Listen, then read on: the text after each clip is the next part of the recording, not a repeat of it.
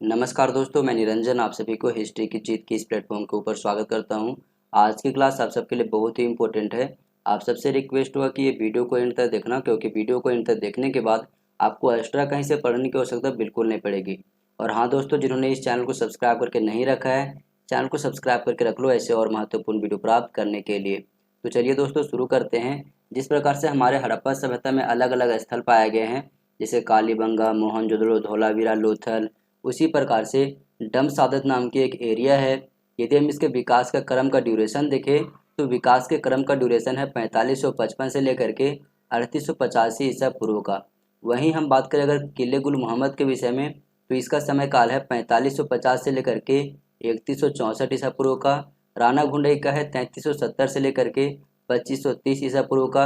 हड़प्पा सभ्यता का स्थल कालीबंगा का है 2980 से लेकर के 1865 ईसा पूर्व का। अगर हम बात करें बोगजगोई अभिलेख के विषय में, तो बोगजगोई अभिलेख का जो विकास का क्रम की शुरुआत है वो माना जाता है 1400 ईसा पूर्व का।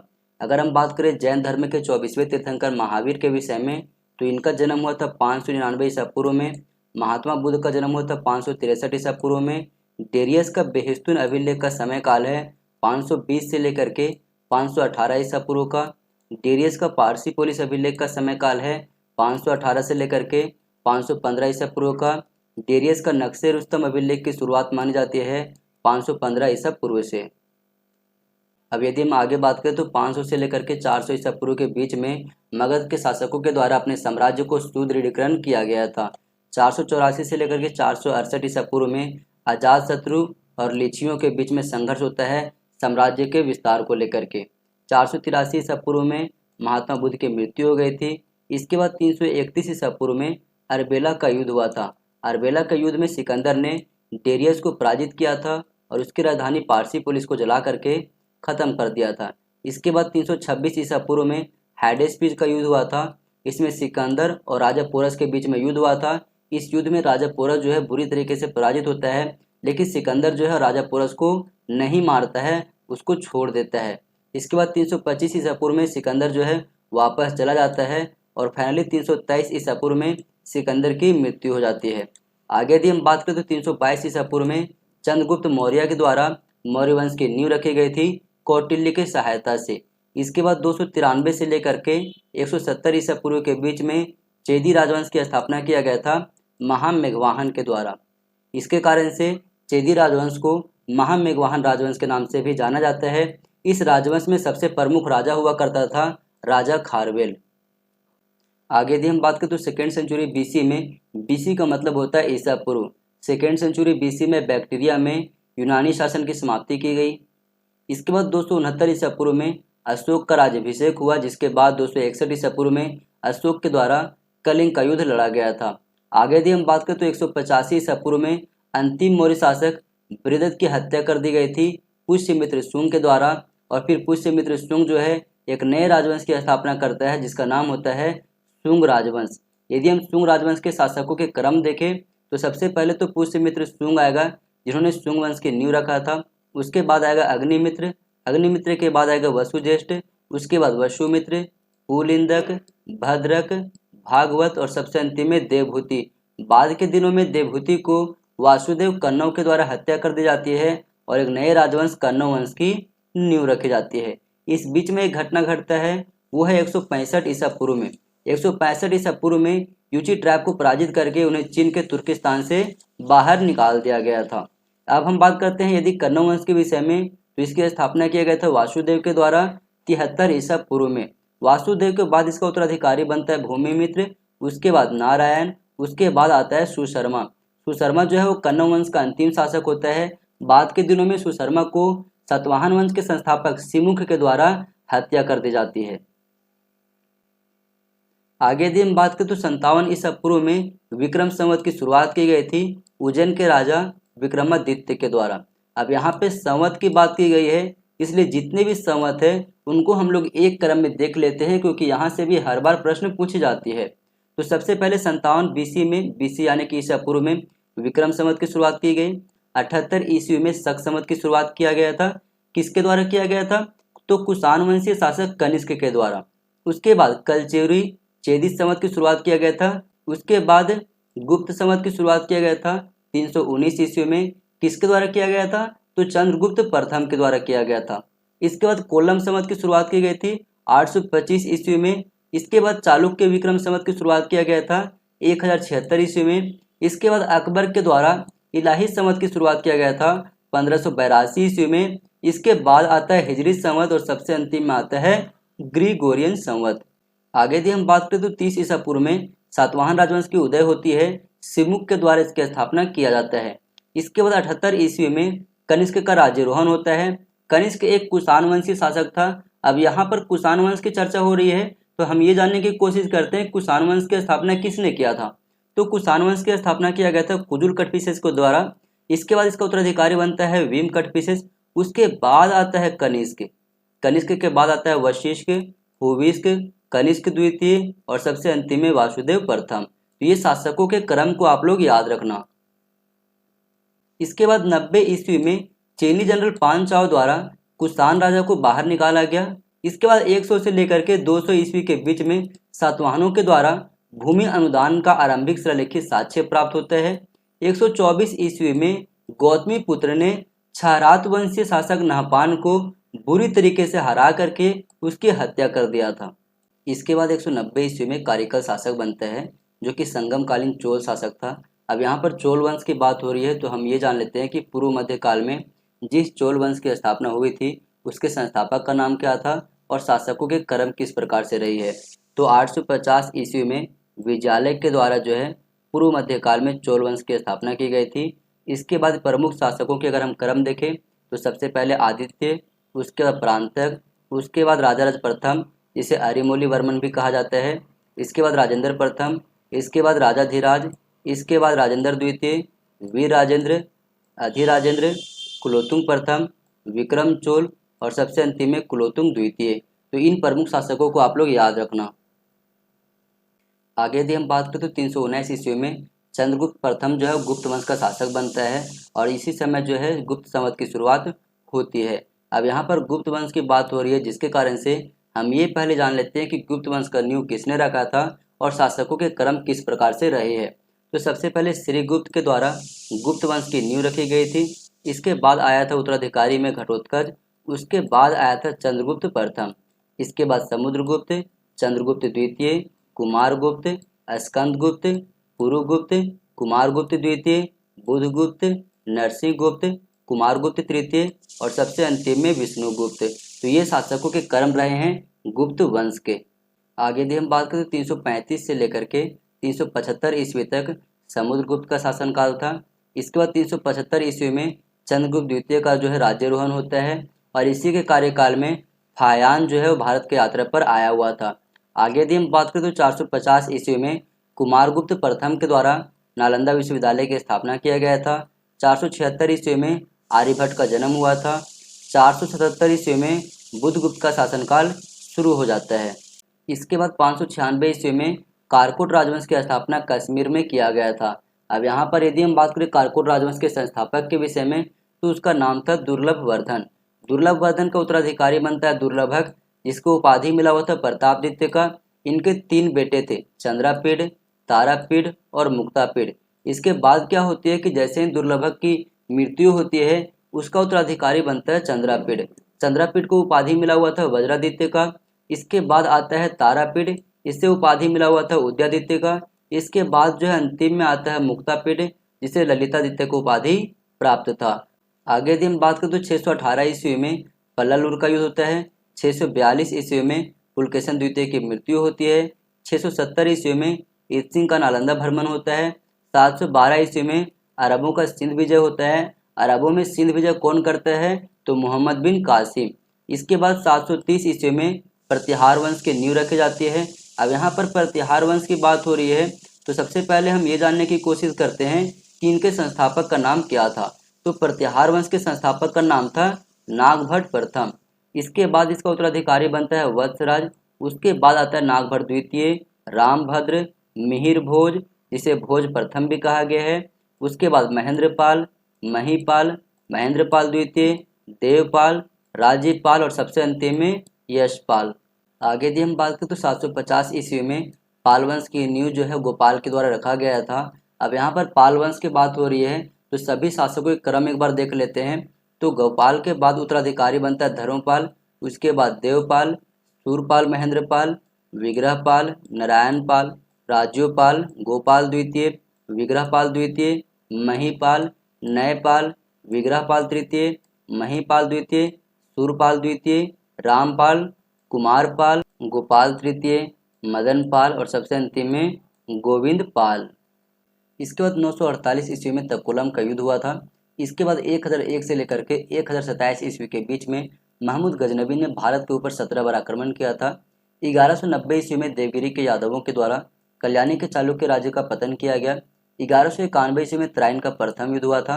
1192 में तराइन का द्वितीय युद्ध हुआ था। 1194 ईस्वी में चंदावर का युद्ध हुआ था। 1206 ईस्वी में दिल्ली सल्तनत की स्थापना की गई थी। अब यदि हम दिल्ली सल्तनत के विषय में बात करें तो यहाँ पर 5 अलग अलग राजवंशों के द्वारा रूल किया गया था, जिनमें सबसे पहला है गुलाम वंश, उसके बाद खिलजी वंश, उसके बाद तुगलक वंश, उसके बाद सैयद वंश और सबसे अंतिम में लोधी वंश। एक एक करके सभी राजवंशों के विषय में अगर हम बात करें तो गुलाम वंश का कार्यकाल था 1206 से लेकर के 1290 ईस्वी तक। इनमें जो अलग अलग राजवंश ने शासन किया है उनमें सबसे पहले है कुतबी राजवंश, उसके बाद शमसी राजवंश, उसके बाद आता है बलबनी राजवंश। कुतबी राजवंश का नींव रखा गया था कुतुबुद्दीन ऐबक के द्वारा। इसके बाद इसका उत्तराधिकारी बनता है आराम शाह। इसके बाद आता है शमसुद्दीन इल्तुतमिश, उसके बाद रुकनुद्दीन फिरोज शाह, रजिया सुल्तान, बहराम शाह, अलाउद्दीन मसूद शाह और सबसे अंतिम में नासिरुद्दीन महमूद। बाद के दिनों में नासिरुद्दीन महमूद के बाद जो है गयासुद्दीन बलबन आता है। इसके बाद आता है कैकूबाद और सबसे अंतिम में आता है कैमुर्स। इस प्रकार से गुलाम वंश का अंतिम शासक था कैमुर्स। अब हम बात करते हैं खिलजी वंश के विषय में। तो इसका नींव रखा गया था 1290 ईस्वी में जलालुद्दीन फिरोज खिलजी के द्वारा। और टोटल यहाँ पर कार्यकाल कितना रहा है तो 1290 से लेकर के 1320 ईस्वी तक। जलालुद्दीन फिरोज खिलजी के बाद इसका उत्तराधिकारी बनता है अलाउद्दीन खिलजी। इसके बाद आता है शहाबुद्दीन उमर और इसके बाद अंतिम में आता है कुतुबुद्दीन मुबारक शाह खिलजी। इसके बाद जो है तुगलक वंश की नींव रखा गया था गयासुद्दीन तुगलक के द्वारा 1320 ईस्वी में। और तुगलक वंश का कार्यकाल कब से कब तक रहता है तो 1320 से लेकर के 1414 ईस्वी तक। गयासुद्दीन तुगलक के बाद इसका उत्तराधिकारी बनता है मोहम्मद बिन तुगलक। उसके बाद आता है फिरोज शाह तुगलक, उसके बाद तुगलक शाह द्वितीय, अबू बकर, मोहम्मद शाह, हुमायूं खां और सबसे अंतिम में महमूद शाह। इसके बाद जो है 1414 ईस्वी में खिज्र खां के द्वारा सैयद वंश की नींव रखी गई थी। और इसका कार्यकाल कब से कब रहता है तो 1451 तक रहता है पूरा सैयद वंश का। तो यहाँ पर अगर हम उत्तराधिकारी देखें तो खिज्र खां के बाद आता है मुबारक शाह, उसके बाद आता है मोहम्मद शाह, उसके बाद आता है अलाउद्दीन आलम शाह। इसके बाद जो है लोधी वंश की नींव रखी गई थी बहलोल लोधी के द्वारा 1451 ईस्वी में। और लोधी वंश का पूरा कार्यकाल कब से कब तक रहता है तो 1451 से लेकर के 1526 ईस्वी तक। यदि हम बात करें इसके उत्तराधिकारी के विषय में तो बहलोल लोधी के बाद आता है सिकंदर लोधी और सबसे अंतिम में आता है इब्राहिम लोधी। आगे यदि हम बात करें तो 1228 ईस्वी में असम में अहोम साम्राज्य की स्थापना की गई थी। 1290 ईस्वी में मलिक छज्जू का विद्रोह हुआ था। अब हम बात करते हैं अलाउद्दीन खिलजी के विषय में और इनसे जुड़ी हुई जितने भी घटनाएं क्रमवाइज लिखी गई हैं उसके विषय में। तो सबसे पहले मार्को पोलो मालाबार तट पर आता है 1292 ईस्वी में। इसके बाद भिलसा अभियान करता है 1292 में। उसके बाद 1297 ईस्वी में अलाउद्दीन खिलजी के कार्यकाल में पहली बार जो है मंगोल आक्रमण होता है। इसके बाद जो है 1298 ईस्वी में मूल्य नियंत्रण प्रयोग लाता है जिसे बाजार नीति भी कहा जाता है।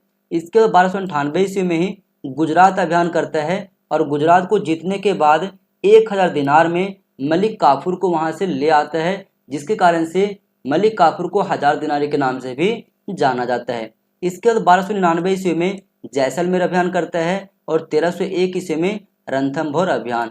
इसके बाद जो है चित्तौड़ अभियान करता है जिसे चित्तौड़गढ़ अभियान भी कहा जाता है। 1303 ईस्वी में यहाँ पर अभियान करता है और चित्तौड़गढ़ को जीतने के बाद उसका नाम रख देता है खिजराबाद। इसके बाद 1305 ईस्वी में मालवा अभियान करता है। 1308 ईस्वी में सिवान अभियान, 1311 ईस्वी में जालौर अभियान, 1312 ईस्वी में देवगिरी के ऊपर द्वितीय अभियान करता है। इसके बाद फाइनली 1313 ईस्वी में देवगिरी के यादवों को पराजित करके दिल्ली सल्तनत में सारा साम्राज्य को मिला लेता है। आगे यदि हम बात करें तो अलाउद्दीन खिलजी के समय जो भी दक्षिण भारत में गतिविधियां किया गया है, यदि हम उसके क्रम देखें तो सबसे पहले 24 मार्च 1307 ईस्वी में देवगिरी के ऊपर पहला अभियान किया था, उस समय वहां पर शासक हुआ करता था रामचंद्र देव और राजधानी हुआ करती थी देवगिरी। इसके बाद जो है वारंगल के ऊपर अभियान करता है 1308 ईस्वी में। वारंगल जो है तेलंगाना का राजधानी हुआ करता था और उस समय शासक हुआ करता था वहां पर प्रताप रुद्र देव। इसके बाद 1311 ईस्वी में होयसल अभियान करता है। यहाँ का राजधानी था द्वार समुद्र और शासक का नाम था बल्लाल तृतीय। इसके बाद 1311 ईस्वी में ही पांड्य वंश के ऊपर आक्रमण करता है। वहां का राजधानी मदुरा हुआ करता था और शासक का नाम था कुलशेखर। इसके बाद जो है 1312 ईस्वी में पुनः देवगिरी के ऊपर अभियान करते हैं और फाइनली 1313 ईस्वी में देवगिरी को जीत करके यादवों को पराजित करके दिल्ली सल्तनत में सारा साम्राज्य को मिला लिया गया था। अब हम बात करते हैं मोहम्मद बिन तुगलक के विषय में। तो गयासुद्दीन तुगलक के बाद सत्ता में मोहम्मद बिन तुगलक आता है। 1325 में जैसे ही सत्ता में आता है, गंगा और यमुना वाला जो क्षेत्र था वहां पर टैक्स को बढ़ा करके 50% कर देता है, यानी कि 1325 ईस्वी में दोआब में करारोपण किया था। इसके बाद 1326 ईस्वी में राजधानी को परिवर्तित करता है दिल्ली से दौलताबाद। इसके बाद 1330 ईस्वी में सांकेतिक मुद्रा चलाता है, जिसे टोकन मुद्रा के नाम से भी जाना जाता है। इसके बाद 1332 ईस्वी में खुरासान अभियान किया था। 1333 ईस्वी में कराची अभियान किया था। 1333 ईस्वी में ही इब्न बतूता भारत यात्रा पर आया हुआ था। इसके बाद 1336 ईस्वी में हरिहर प्रथम और बुक्का प्रथम के द्वारा दक्षिण भारत में एक नए हिंदू राज्य की स्थापना किया गया था, जिसका नाम था विजयनगर साम्राज्य। इसके अतिरिक्त बहमनी साम्राज्य की स्थापना भी 1347 ईस्वी में किया गया था हसन गंगू के द्वारा, लेकिन बहमनी साम्राज्य एक मुस्लिम साम्राज्य था। तो चलिए अब हम बात करते हैं पहले विजयनगर साम्राज्य के विषय में और फिर हम बात करेंगे बहमनी साम्राज्य के विषय में। तो विजयनगर साम्राज्य में 4 अलग अलग राजवंशों के द्वारा रूल किया गया था, जिनमें सबसे पहला था संगम वंश, उसके बाद था सालू वंश, उसके बाद तुलु वंश और सबसे अंतिम में अराविडु वंश। संगम वंश के शासकों के क्रम देखें तो सबसे पहले हरिहर, उसके बाद बुक्का, उसके बाद हरिहर द्वितीय, देवराय प्रथम, देवराय द्वितीय, मल्लिकार्जुन और सबसे अंतिम में विरूपाक्ष द्वितीय। विरूपाक्ष द्वितीय के बाद जो है सालू नरसिंह ने सालू वंश का नींव रखा और बाद के दिनों में इसका उत्तराधिकारी बना था इमादुद्दीन नरसिंह। इमादुद्दीन नरसिंह के बाद जो है वीर नरसिंह के द्वारा तुलु वंश की नींव रखा गया था। इसके बाद इसका उत्तराधिकारी बना कृष्णदेव राय, उसके बाद अच्युत राय, उसके बाद सदाशिव, इसके बाद आता है अराविडु वंश और इसके संस्थापक थे तिरुमल। इसका उत्तराधिकारी बनता है वेंकट द्वितीय और सबसे अंतिम में आता है श्रीरंग तृतीय। अब हम बात करते हैं बहमनी साम्राज्य के विषय में। तो इसके संस्थापक का नाम था हसन गंगू और इसका उत्तराधिकारी बनता है मोहम्मद शाह प्रथम, उसके बाद आता है अलाउद्दीन मुजाहिद, उसके बाद आता है दाऊद शाह, उसके बाद मोहम्मद शाह द्वितीय, गयासुद्दीन तहमतन शाह, शमसुद्दीन दाऊद शाह, उसके बाद ताजुद्दीन फिरोज शाह, शिहाबुद्दीन अहमद शाह प्रथम, अलाउद्दीन अहमद शाह द्वितीय, हुमायूं शाह, निजामुद्दीन अहमद शाह तृतीय, शमसुद्दीन महमूद शाह तृतीय, शिहाबुद्दीन महमूद, अहमद शाह चतुर्थ, अलाउद्दीन शाह, वलीउल्लाह शाह और सबसे अंतिम में आता है कलीमुल्लाह शाह, जो कि बहमनी साम्राज्य का सबसे अंतिम शासक था। आगे यदि हम बात करें तो 1408 ईस्वी में अटाला मस्जिद का निर्माण किया गया था जौनपुर में इब्राहिम सर्की के द्वारा। इसके बाद 1414 ईस्वी में खिजर खां के द्वारा दिल्ली में सईद वंश की नींव रखी गई थी। इसके बाद 1422 ईस्वी में बंदर नवाज की दरगाह बनाया गया था। 1432 ईस्वी में बंगाल पर मोहयान रिपोर्ट आया था और इस रिपोर्ट में रेशम कीट के बारे में पहली बार हमें उल्लेख मिलता है। इसके बाद 1435 ईस्वी में उड़ीसा के गजपति साम्राज्य की स्थापना किया गया था। 1436 ईस्वी में गुजरात और मालवा की सल्तनत की स्थापना की गई थी। 1498 ईस्वी में वास्को डी गामा भारत आता है और उसके भारत यात्रा के समय में ही वास्को डी गामा के द्वारा एस्टडो द इंडिया, जो कि एक पुर्तगाली कंपनी थी, उसकी स्थापना की जाती है। इसके बाद 1510 ईस्वी में पुर्तगालियों के द्वारा गोवा पर विजय प्राप्त किया जाता है। आगे यदि हम बात करें तो 1518 ईस्वी में गोलकुंडा सल्तनत की स्थापना होती है। 21 अप्रैल 1526 ईस्वी को पानीपत का प्रथम युद्ध हुआ था बाबर और इब्राहिम लोदी के बीच में, जहां पर इब्राहिम लोदी बुरी तरीके से पराजित होता है और बाबर के द्वारा एक नए राजवंश मुगल राजवंश की नींव रखी जाती है। अब यदि हम बात करें मुगल साम्राज्य के विषय में तो सबसे पहले तो बाबर आएगा। इसका कार्यकाल था 1526 से लेकर के 1530 ईस्वी तक।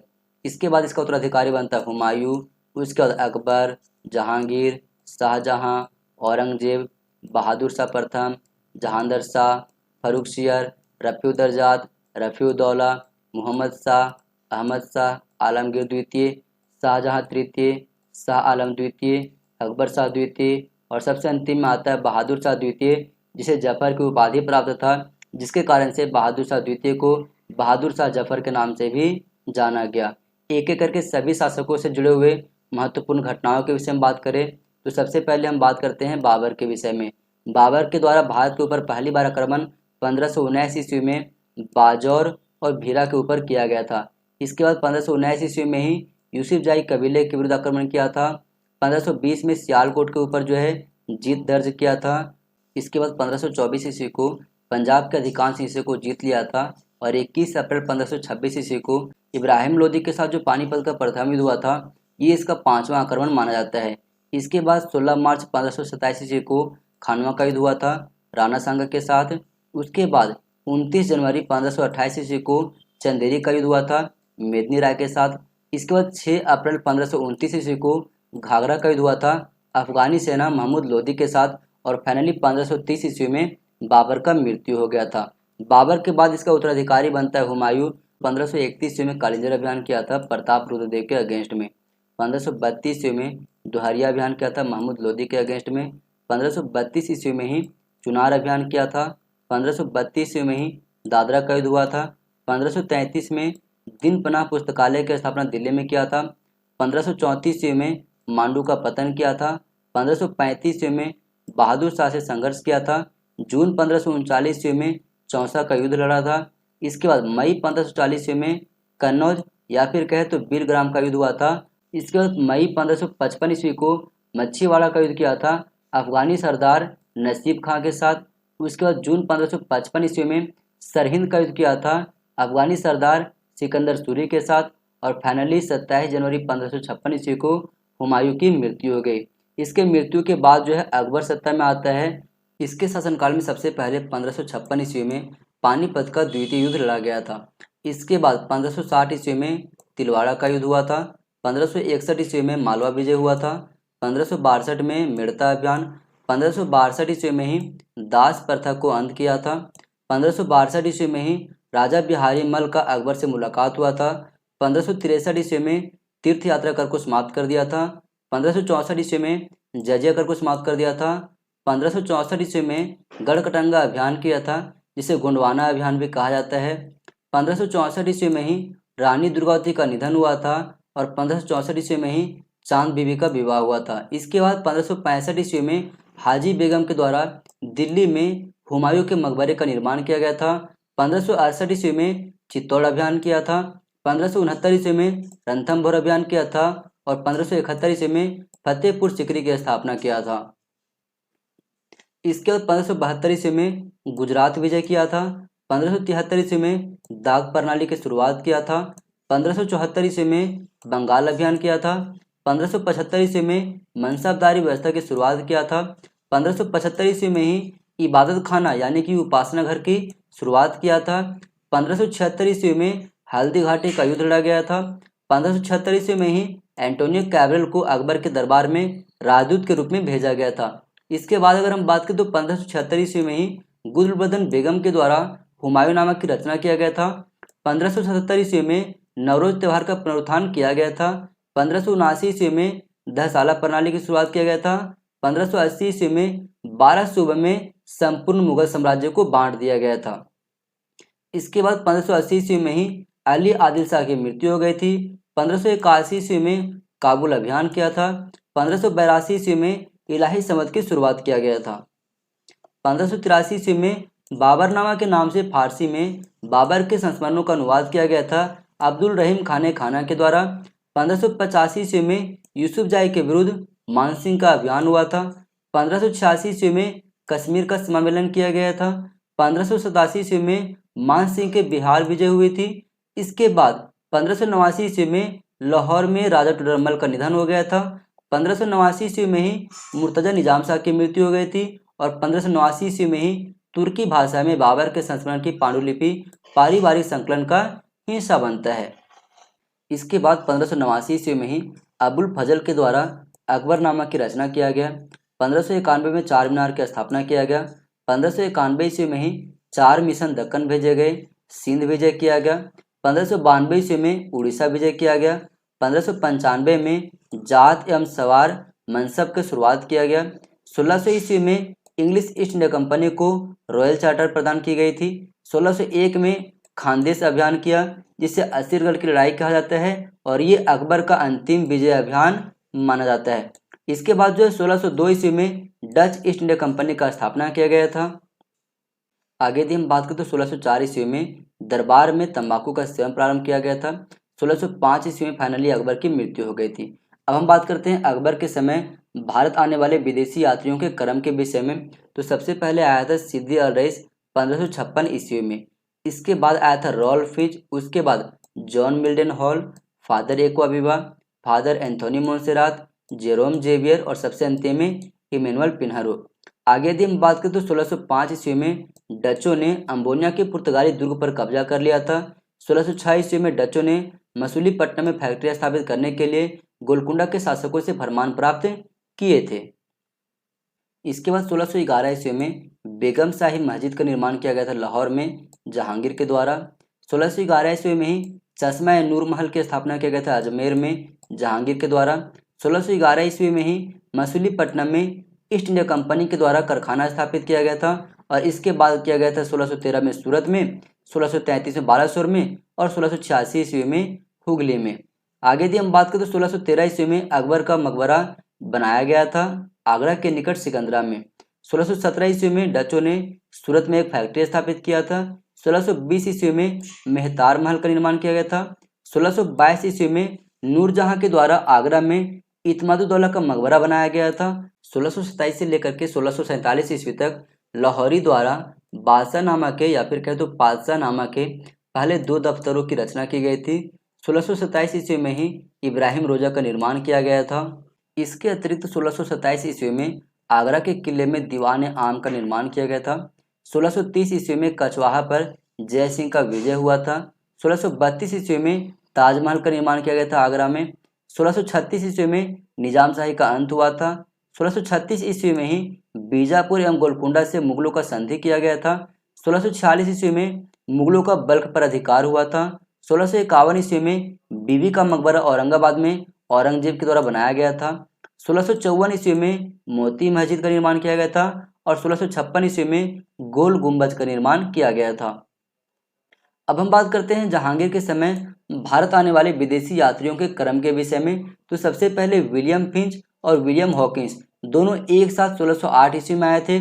उसके बाद आया था Paul Canning, William Edward, Thomas Roe, Thomas Coryat और सबसे अंतिम में पीटरो डेला बेले 1622 ईस्वी में। अब हम बात करते हैं शाहजहां के समय भारत आने वाले विदेशी यात्रियों के क्रम के विषय में। तो सबसे पहले पीटर मुंडी जो कि एक इतालवी यात्री था। उसके बाद फ्रांसिस बर्नियर, ये फ्रांसीसी था। निकोलो मनुची, ये इटली का रहने वाला था। जीन बैप्टिस्ट ट्राइबर्नियर, ये फ्रांस का रहने वाला था। और सबसे अंतिम में मेंडेस्लो। अब हम बात करते हैं औरंगजेब के समय घटित घटनाओं के सही क्रम के विषय में। तो 1658 ईस्वी में बहादुरपुर का युद्ध हुआ था। उसके बाद धर्मत का युद्ध, सामूगढ़ का युद्ध। इसके बाद 1659 ईस्वी में खजवा का युद्ध, देवराय का युद्ध। इसके बाद 1661 ईस्वी में बूंदेला सरदार चंपत राय का विद्रोह। 1663 ईस्वी में सती प्रथा पर प्रतिबंध लगा दिया गया था। 1663 ईस्वी में ही हिंदुओं पर तीर्थ यात्रा कर लगाया गया था। 1665 ईस्वी में शाइस्ता खां चिंतागांव पर अधिकार कर लिया था। 1665 ईस्वी में मराठाओं के साथ पुरंदर की संधि की गई थी। 1667 ईस्वी में अफगान विद्रोह हुआ। 1667 ईस्वी में ही झरोखा दर्शन को समाप्त कर दिया गया था। 1668 ईस्वी में हिंदू त्योहारों को मनाए जाने पर प्रतिबंध लगा दिया गया था। 1669 ईस्वी में जाट विद्रोह हुआ था। इसके बाद 1672 ईस्वी में ही सतनामी विद्रोह हुआ था।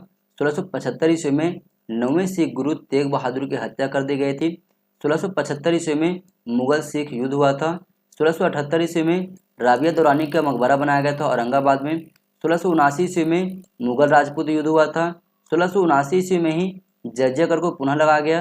1680 ईस्वी में तुलादन पद्धति को समाप्त कर दिया गया था। 1681 ईस्वी में अकबर द्वितीय का दक्कन प्लान हुआ। 1686 ईस्वी में बीजापुर का युद्ध हुआ था। 1687 ईस्वी में गोलकुंडा का विजय हुआ था। 1689 ईस्वी में संभाजी को बंदी बनाया गया और फिर बाद में इसे प्राणदंड दे दिया गया था। इसके बाद जो है 1699 ईस्वी में सिखों के 10वें गुरु गोविंद सिंह ने खालसा पंथ की स्थापना किया था। 1707 ईस्वी में औरंगजेब की मृत्यु हो गई। औरंगजेब की मृत्यु के बाद 1708 ईस्वी में शाहू को मुगल सेना ने रिहा कर दिया था, जिसके बाद छत्रपति बनने के लिए मराठाओं से जाकर के संघर्ष करता है शाहू और फाइनली शाहू जो है वो छत्रपति बनता है। अब चूंकि यहाँ पर मराठा साम्राज्य की बात हो रही है तो हम अब जान लेते हैं मराठा साम्राज्य के शासकों के क्रम के विषय में।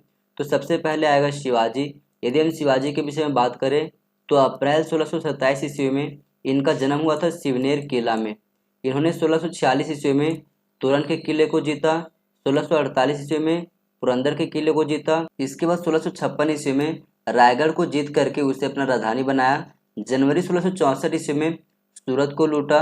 जून 1665 ईस्वी में पुरंदर की संधि की गई। मई 1666 ईस्वी में आगरा आगमन हुआ। इसके बाद जून 1674 ईस्वी को शिवाजी का राज्याभिषेक कराया गया और फिर मराठा साम्राज्य में छत्रपति का उपाधि प्राप्त करके शिवाजी जो है वो शासक बनते हैं। आगे यदि हम बात करें तो शिवाजी के बाद इसका उत्तराधिकारी संभाजी बनते हैं। संभाजी के बाद आता है राजा राम, इसके बाद शिवाजी द्वितीय, इसके बाद आता है शाहू। शाहू के बाद जो है वो पेशवा मजबूत हो जाते हैं और फिर पेशवाओं का शासन जो है शुरू हो जाता है। यहाँ पर राजा राम द्वितीय जो है इनका केवल नाम मात्र का शासन रहता है और कुछ समय के बाद इनका शासन भी पूर्ण रूप से खत्म हो जाता है। यदि हम पेशवाओं की बात करें तो पहला पेशवा बनाया गया था 1713 ईस्वी में शाहू के द्वारा बालाजी विश्वनाथ को। उसके बाद उसका उत्तराधिकारी बना था बाजीराव प्रथम। उसके बाद आया था बालाजी बाजीराव। इसके बाद माधवराव नारायण बनता है पेशवा। उसके बाद आता है नारायण राव और इसके बाद आता है रघुनाथ राव। रघुनाथ राव के समय में ही सूरत की संधि किया गया था अंग्रेजों के साथ 1775 ईस्वी में और इसके बाद 1775 से लेकर के 1782 ईस्वी तक प्रथम आंग्ल मराठा युद्ध हुआ था। अब यहाँ पे युद्ध तो शुरू कर दिया गया था रघुनाथ राव के द्वारा, लेकिन इसकी समाप्ति की जाती है सालबाई की संधि के साथ। और ये सालबाई की संधि कौन करता है तो महादजी सिंधिया करता है अंग्रेजों के साथ। यहाँ पर ये चीज़ ध्यान रखना कि रघुनाथ राव के बाद एक नया पेशवा बनता है जिसका नाम है माधवराव नारायण द्वितीय या फिर कहे तो सवाई माधवराव। अब ये चूंकि बच्चा हुआ करता था, एक अल्पायु का था, जिसके कारण से इसके दो संरक्षक बनाए गए थे, एक नाना फडणवीस और दूसरा महादजी सिंधिया। माधवराव नारायण द्वितीय के बाद एक नया पेशवा बनता है जिसका नाम होता है बाजीराव द्वितीय। इसके समय की महत्वपूर्ण घटना की देखें तो 1802 ईस्वी में बसीन की संधि की गई थी और इसके बाद 1803 से लेकर के 1805 ईस्वी तक द्वितीय आंग्ल मराठा युद्ध भी लड़ा गया था। इसके बाद 1817 से लेकर के 1819 ईस्वी तक तृतीय आंग्ल मराठा युद्ध लड़ा गया था और इस मराठा युद्ध की समाप्ति जो है अलग अलग संधियों के द्वारा किया गया था। जैसे कि पूना की संधि किया गया था पेशवा बाजीराव द्वितीय के साथ, नागपुर की संधि किया गया था भोंसले के साथ, मंदसौर की संधि किया गया था होलकर के साथ और ग्वालियर की संधि किया गया था सिंधिया के साथ। एक चीज यहाँ पर ध्यान रखना कि बड़ौदा के जो गायकवाड़ थे उनके साथ कोई भी संधि नहीं किया गया था। ऐसा इसलिए क्योंकि तृतीय आंग्ल मराठा युद्ध में वो शामिल नहीं हुआ था। अब हम आगे बात करते हैं तो 1709 ईस्वी में बंदा बहादुर के नेतृत्व में सिख विद्रोह हुआ था। 1712 ईस्वी में बहादुर शाह की मृत्यु हो गई। 1713 ईस्वी में जय सिंह को मालवा का गवर्नर नियुक्त किया गया था। 1713 ईस्वी में ही अजीत सिंह को गुजरात का गवर्नर नियुक्त किया गया था। 1728 ईस्वी में पेशवा बाजीराव प्रथम ने पालखेड़ के युद्ध में हैदराबाद के निजामुल मुल्क को पराजित किया था। 1737 ईस्वी में भोपाल का युद्ध हुआ था। 1740 ईस्वी में पेशवा के रूप में बालाजी बाजीराव की नियुक्ति की गई थी। 1742 ईस्वी में डुप्ले को पांडिचेरी का फ्रांसीसी गवर्नर नियुक्त किया गया था। 1746 ईस्वी में मॉरिशस के फ्रांसीसी गवर्नर ला बर्दोनोइस द्वारा मद्रास के ऊपर कब्जा किया गया था। इसके बाद 1746 ईस्वी में सैंथोम का युद्ध हुआ था। 1740 से लेकर के 1748 ईस्वी तक प्रथम कर्नाटक युद्ध हुआ था। अब जितने भी कर्नाटक युद्ध हुए हैं उससे हम लोग एक क्रम में देख लेते हैं। तो ये कर्नाटक युद्ध लड़ा गया था अंग्रेजों और फ्रांसीसियों के बीच में। जो पहला कर्नाटक युद्ध हुआ है वो है 1740 से लेकर के 48 तक। ये युद्ध लड़ा गया था डुप्ले और क्लाइव के बीच में। ये जो रॉबर्ट क्लाइव हैं वो अंग्रेजों की ओर से थे जबकि डुप्ले था फ्रांसीसियों की ओर से। इसके बाद जो है 1748 ईस्वी में एक्सला-शापेल की संधि के साथ प्रथम कर्नाटक युद्ध समाप्त हो जाता है। इसके बाद जो है 1749 ईस्वी में एक अंबर का युद्ध होता है। इसके बाद 1749 से लेकर के 1754 ईस्वी के बीच में द्वितीय कर्नाटक युद्ध होता है। एक ओर से गोडहू होते हैं, दूसरे ओर से क्लाइव होते हैं। इसके बाद 1755 ईस्वी में पांडिचेरी की संधि के साथ द्वितीय कर्नाटक युद्ध समाप्त हो जाता है। इसके बाद 1756 से लेकर के 1763 ईस्वी तक तृतीय कर्नाटक युद्ध होता है और इसके बाद जो है 1760 ईस्वी में वांडी वॉज की लड़ाई होती है और फाइनली 1763 ईस्वी में पेरिस के संधि के साथ तृतीय कर्नाटक युद्ध भी समाप्त हो जाता है। अब हम आगे बात करते हैं तो फरवरी 1757 ईस्वी में अलीनगर की संधि किया गया था। 23 जून 1757 ईस्वी को प्लासी का युद्ध हुआ था। इसके बाद 1758 ईस्वी में सिंदखेड़ का युद्ध हुआ था। 1760 ईस्वी में उदगीर का युद्ध हुआ था। 22 अक्टूबर 1764 ईस्वी को बक्सर का युद्ध हुआ था। 1765 ईस्वी में इलाहाबाद और कड़ा की संधि की गई थी। इसके बाद 1765 ईस्वी में ही ब्रिटिश ईस्ट इंडिया कंपनी को बंगाल, बिहार एवं उड़ीसा की दीवानी अधिकार प्राप्त हुई। 1765 से लेकर के 1813 ईस्वी तक गोलाकार घेराबंदी नीति यानी कि रिंग फेंस पॉलिसी लाया गया था वारेन हेस्टिंग के द्वारा। इसके बाद 1765 ईस्वी में सोसाइटी ऑफ ट्रेड का गठन किया गया। 1767 से लेकर के 1769 ईस्वी के बीच में क्लाइव के बाद हैरी वेरलेस्ट का भारत में आगमन होता है। आगे यदि हम बात करें तो 1768 और फिर 1820 से लेकर के 22 के बीच में चुआर और हो विद्रोह होता है। 1769 में हैरी वेरलेस्ट के बाद जॉन कर्टियर जो है भारत आता है। 1770 ईस्वी में बंगाल में भारी अकाल पड़ता है यानी कि बंगाल में दुर्भिक्ष होता है। 1771 में मोती तालाब का युद्ध होता है। 1772 में सन्यासी एवं फकीर टोलियों का विद्रोह बंगाल और बिहार में होता है। 1772 ईस्वी में ही दीवानी एवं फौजदारी अदालतों की स्थापना की गई थी। 1772 में द्वैत सरकार का समापन किया गया। 1773 में रेगुलेटिंग एक्ट लाया गया। 1774 ईस्वी में ईस्ट इंडिया कंपनी द्वारा कलकत्ता में एक उच्चतम न्यायालय की स्थापना किया गया। 1774 ईस्वी में गवर्नर जनरल की परिषद द्वारा निर्मित नियमों और विनियमों को उच्चतम न्यायालय में पंजीकृत नहीं किया जाना चाहिए, ऐसा प्रावधान लाया गया। आगे यदि हम बात करें तो 1774 ईस्वी में रानीगंज में प्रथम कोयले खान की शुरुआत किया गया। 1775 ईस्वी में नंद कुमार को फांसी दिया गया। 1776 ईस्वी में पुरंदर की संधि की गई। अब यदि हम पुरंदर की संधि के महत्वपूर्ण पहलू को देखें तो शिवाजी द्वारा जीते गए 35 किलो में से 23 किले मुगलों को वापस कर दिए गए। ये किले निजाम शाही राज क्षेत्र में पड़ते थे और इनकी वार्षिक आमदनी 4 लाख खून थी। इसके अतिरिक्त रायगढ़ सहित 12 किलों से प्राप्त 1 लाख खून वार्षिक आय को शिवाजी के लिए छोड़ दिया गया। बालाघाट के जागीर जो था वो शिवाजी के पास ही रहने दिया गया, लेकिन बदले में उन्हें 40 लाख खून 13 किस्तों में मुगलों को देना था। इसके अतिरिक्त बीजापुर कोंकण में एक क्षेत्र शिवाजी को प्रदान किया गया। शिवाजी के पुत्र संभाजी को मुगल सेना में 5000 जात का ओहदा प्रदान किया गया था। इसके बाद अगर हम बात करें तो 1779 ईस्वी में बड़गांव समझौता हुआ। 1780 ईस्वी में हिक्की गजट लाया गया था कलकत्ता में जेम्स अगस्टस हिक्की के द्वारा।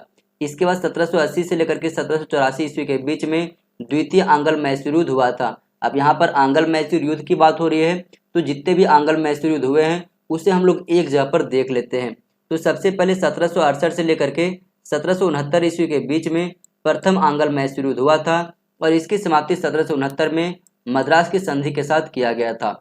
इसके बाद 1780 से लेकर के 1784 ईस्वी के बीच में द्वितीय आंग्ल मैसूर युद्ध हुआ था और इसकी समाप्ति 1784 ईस्वी में मंगलौर की संधि के साथ किया गया था। इसके बाद तृतीय आंग्ल मैसूर युद्ध हुआ था 1790 से लेकर के 1792 ईस्वी के बीच में और इसकी समाप्ति की गई थी 1792 ईस्वी में श्रीरंगपट्टनम की संधि के तहत। और फाइनली 1799 ईस्वी में चतुर्थ आंग्ल मैसूर युद्ध हुआ था और यहाँ पर टीपू सुल्तान जो है युद्ध में लड़ते हुए मारा जाता है। आगे यदि हम बात करें तो 1781 ईस्वी में कलकत्ता मदरसा या फिर कहे तो आलिया मदरसा की शुरुआत किया गया था वारेन हेस्टिंग के द्वारा। 1784 ईस्वी में सर विलियम जोन्स के द्वारा एशियाटिक सोसाइटी ऑफ बंगाल की स्थापना किया गया था। 1784 ईस्वी में ही नियंत्रण बोर्ड की स्थापना की गई थी। 1785 ईस्वी में वारेन हेस्टिंग के विरुद्ध हाउस ऑफ कॉमन में महाभियोग चलाया गया था। मई 1785 ईस्वी में मैत्री संधि किया गया था महादजी सिंधिया और सिख प्रमुखों के साथ। इसके बाद 1786 ईस्वी में गवर्नर जनरल को गवर्नर जनरल और सेनापति दोनों की शक्तियां प्रदान की गई। 1790 ईस्वी में जमींदारों के साथ 10 वर्षीय बंदोबस्त किया गया।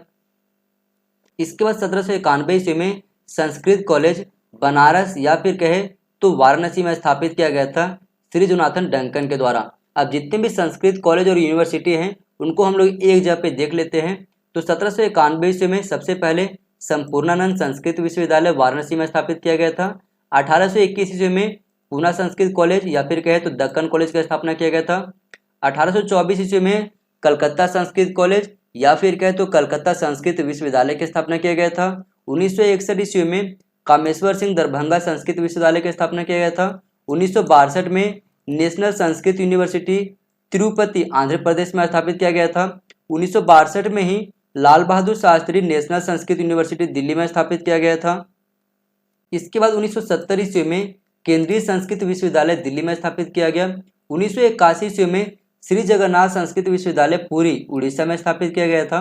1993 ईस्वी में श्री शंकराचार्य संस्कृत विश्वविद्यालय कोची में स्थापित किया गया था। 1997 ईस्वी में कवि कुल गुरु कालिदास संस्कृत विश्वविद्यालय नागपुर में स्थापित किया गया था।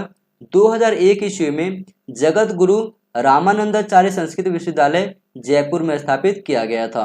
अब हम यदि आगे बात करें तो 1792 ईस्वी में अलेक्जेंडर रीड ने रैयतवाड़ी प्रयोग प्रारंभ किया था। 1793 ईस्वी में लॉर्ड कॉर्नवालिस द्वारा कॉर्नवालिस कोड का अधिनियमन किया गया। 1793 ईस्वी में बंगाल में 10 वर्षीय बंदोबस्त लाया गया। 1793 ईस्वी में ही अस्थायी बंदोबस्त लॉर्ड कॉर्नवालिस के द्वारा लाया गया और ये कौन कौन से एरिया के लिए लाया गया था? बंगाल, बिहार, उड़ीसा, बनारस और उत्तरी कर्नाटक के लिए। 1793 ईस्वी में ही वैधानिक आधार पर नगर पालिका संस्थान की स्थापना किया गया था। इसके बाद 1794 ईस्वी में महादजी सिंधिया की मृत्यु हो गया। 1795 ईस्वी में अहिल्याबाई होलकर की मृत्यु हो गया।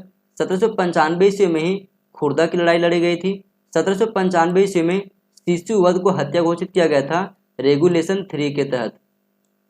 1798 ईस्वी में सहायक संधि किया गया था हैदराबाद के निजाम और ईस्ट इंडिया कंपनी के बीच में। 1798 ईस्वी में ही कलकत्ता टाउन सुधार संबंधी लॉर्ड वेलेजली का मिनट आया था। 1799 ईस्वी में रंजीत सिंह का लाहौर पर कब्जा हुआ था। 1799 ईस्वी में ही सूरत के बंदरगाह का अधिग्रहण किया गया था। 1800 ईस्वी में नाना फडणवीस का मृत्यु हो गया था। 1800 ईस्वी में ही फोर्ट विलियम कॉलेज की स्थापना लॉर्ड वेलेजली के द्वारा किया गया था। 1801 ईस्वी में थॉमस मुनरो से शतांतरिक जिलों के भूमि राजस्व का प्रभार ग्रहण करने को कहा गया था। 1801 ईस्वी में ही वेलेजली द्वारा कर्नाटक को कब्जे में लिया गया था। 1802 ईस्वी में बसीन की संधि किया गया। 1802 ईस्वी में ही शिशु बलि पर रोक लगाया गया। 1803 ईस्वी में असाय की संधि किया गया।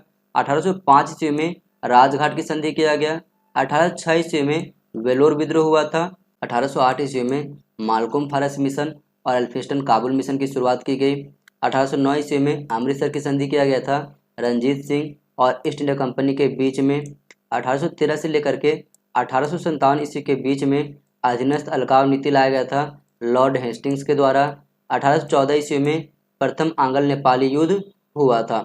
आगे यदि हम बात करें तो 1814 ईस्वी में भारतीय संग्रहालय की स्थापना किया गया था। 1817 ईस्वी में उड़ीसा जमींदार विद्रोह हुआ था। 1817 ईस्वी में ही पायका विद्रोह हुआ था। 1818 में भील विद्रोह। 1818 में बघेरा विद्रोह। 1819 में ब्रिटिश द्वारा दक्कन पर अधिग्रहण किया गया और बॉम्बे को एक नए प्रांत की राजधानी बनाया गया था। 1820 ईस्वी में रैयतवाड़ी व्यवस्था शुरुआत किया गया था टॉमस मुनरो के द्वारा। ये शुरुआत की गई थी मुंबई, मद्रास और असम में। इसके बाद 1822 ईस्वी में बॉम्बे समाचार पत्र लाया गया था फरदुंजी मुर्जबान के द्वारा। 1822 ईस्वी में ही महालवाड़ी विनियमन का निर्णय लिया गया था हॉर्ड मैकेंजी के द्वारा। ये लिया गया था पंजाब, मध्य प्रांत और आगरा के लिए। इसके बाद 1824 से लेकर के 1826 के बीच में प्रथम आंग्ल बर्मा युद्ध हुआ था। अब जितने भी आंग्ल बर्मा युद्ध हुए हैं उसे एक जगह पर हम लोग देख लेते हैं। तो सबसे पहले प्रथम आंग्ल बर्मा युद्ध 1824 से लेकर के 26 के बीच में हुआ था और इसकी समाप्ति हुई थी यांडूम की संधि के साथ 1826 ईस्वी में।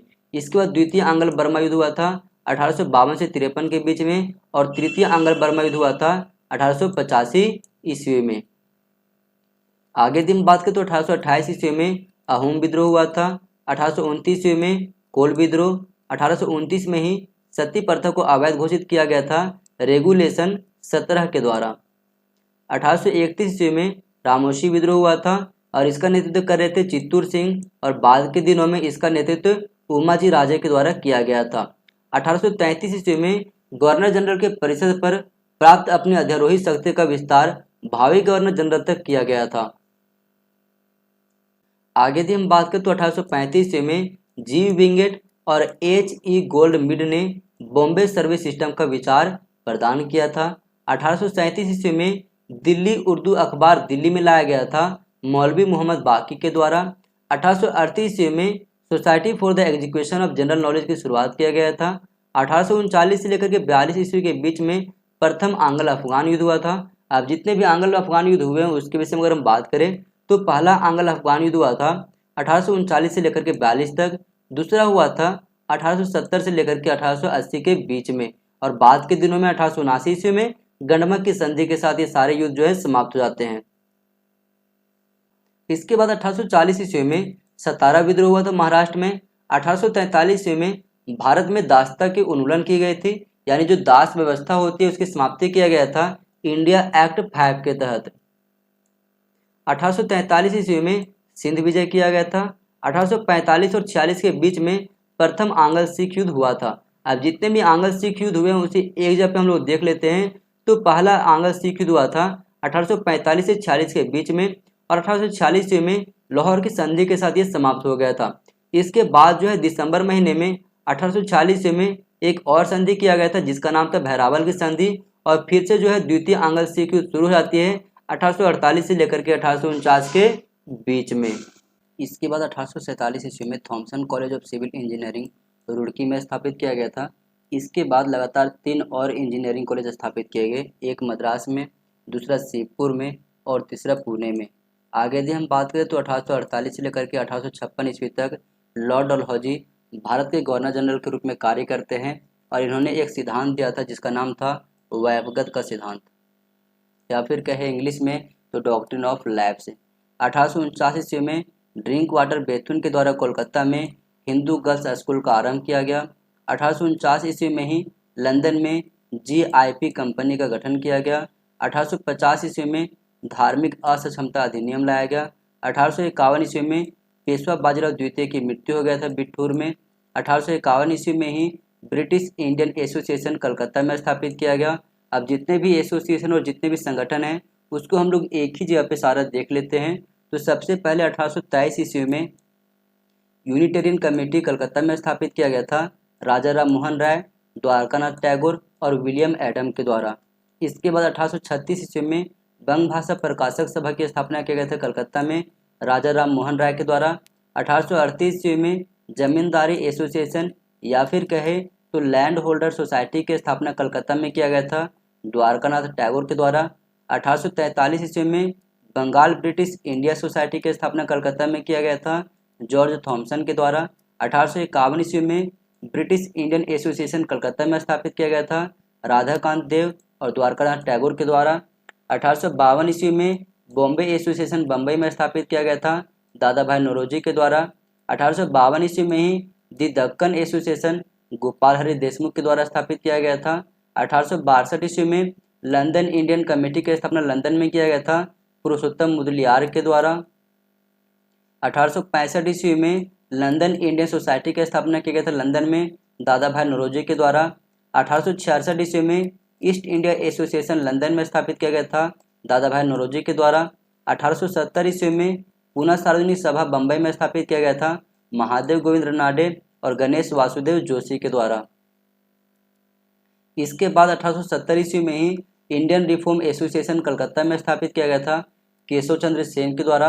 1875 में इंडियन लीग की स्थापना किया गया था कलकत्ता में शिशिर कुमार घोष के द्वारा। 1875 ईस्वी में ही कलकत्ता स्टूडेंट एसोसिएशन कलकत्ता में स्थापित किया गया था आनंद मोहन बोस के द्वारा। 1876 ईस्वी में इंडियन एसोसिएशन कलकत्ता में स्थापित किया गया था सुरेंद्रनाथ बनर्जी और आनंद मोहन बोस के द्वारा। 1877 ईस्वी में इंडियन एसोसिएशन लाहौर में स्थापित किया गया था बाबू जोगिंदर चंद्र के द्वारा। 1884 ईस्वी में मद्रास महाजन सभा स्थापित किया गया था मद्रास में M.B. राघवचारी, जी सुब्रमण्यम अय्यर और P. आनंद चार्लू के द्वारा। 1885 ईस्वी में बम्बई प्रेसिडेंसी एसोसिएशन की स्थापना किया गया था फिरोज शाह मेहता, K.T. तेलंग और बदरुद्दीन तैयबजी के द्वारा। इसके बाद 1853 ईस्वी में अलेक्जेंडर कनिंघम को हड़प्पाई मुहर मिली थी।